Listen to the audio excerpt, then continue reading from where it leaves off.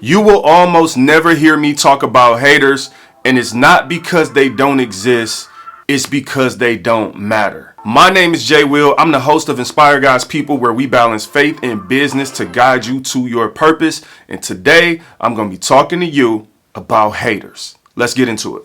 So I'm going to be real with y'all right off the bat. I think we do a little too much focusing on our haters. It's a lot of sermons and memes and YouTube and Instagram clips is my haters this, my haters that. I get it. It might be true. Like I said, haters do exist. It's a real thing.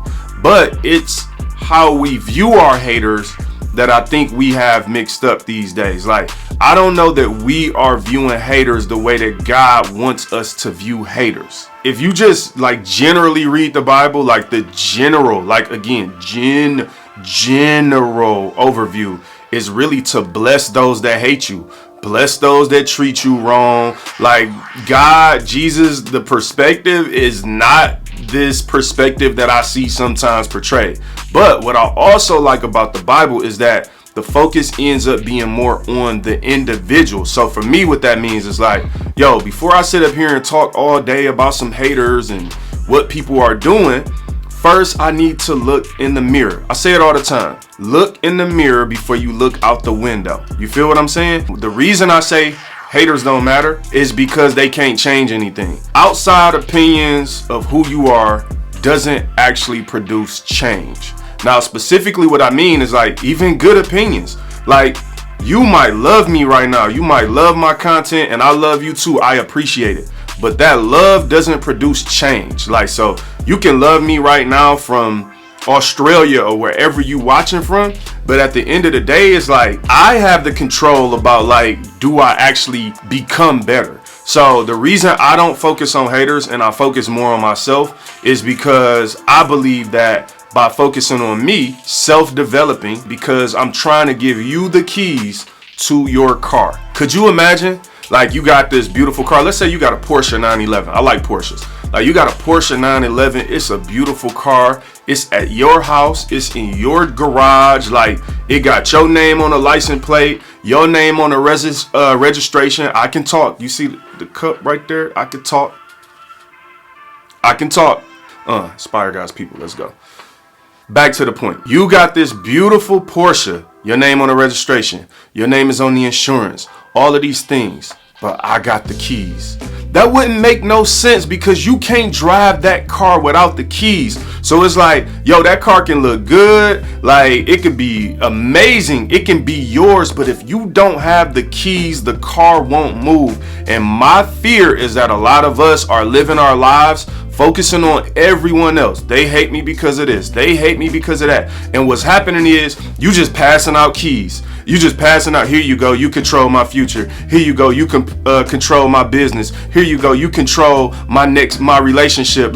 We are giving people the keys to a car that has our name on it. And what I'm saying is that self-development gives you the keys to your own car. Let's say you hate my podcast. You can't stand Inspire God's People. You refuse to click the link in the bio. You don't want to hear it. And if you do listen to it, you only listening to it so you can find something else to hate me about. Now imagine I become consumed with how you feel about my content. Listen, everybody doesn't have to like you. Everybody's not going to like you, but you can't give them that much power over your actions. So if I live in the reality, I wake up and I just remind myself of how much you hate my podcast, how much the next person hates my podcast, that's gonna prevent me from going out and scheduling great interviews and spending the time spending the time to study and research and produce more content. I would have way more value on the back end if I focused and said, you know what, Jermaine, you need to improve your talking. You need to talk better. Or you just come up with this little phrase called I can talk, and every time you stumble over your words, which you seem to do at least twice every video or audio, then you could just point to the cup. I can talk. What's my point? Ultimately, it doesn't matter how people feel about you. It doesn't matter what it seems like. It only matter what it is. At the end of the day, how you feel about me, good or bad, is only what it seems like. That's just how I seem to you. But seems don't produce dreams. Like, it doesn't matter what it seems like. And some of us are basing our whole life on what it seems like to somebody else. And I'm gonna be all the way real with you today. I think you doing it because you scared. Let's just be real. Some of us scared to find out if the haters are right or not. Like, you might think they right, but you scared to find out. And so the whole idea of self-development is preparing yourself for it. No, like, grow, produce better. You know what, Jay? You need to change that. Oh, watch your smart mouth. You did this or you did that. If I go around my whole life pointing the finger at everybody else, what am I going to tell Jesus when I'm at the gates trying to get into heaven? He going to be like, oh, well, you know, you actually pointed out what was wrong with everybody else, and then they took what you were pointing out to them and they started self-developing and becoming better. So they actually built up their character. They started reading more, praying more. They started being more loving, more caring, more kind, more Christian-like. So actually they're going to make it to heaven because you gave them the keys to your car. You actually pointed out everything they need to work on, but you never worked on anything yourself. That's it. That's the video. That's all I got for you. Work on yourself, man. Like, bless your haters. We should be spending more time blessing our haters than talking about them in any kind of bad way whatsoever. Bless thy haters.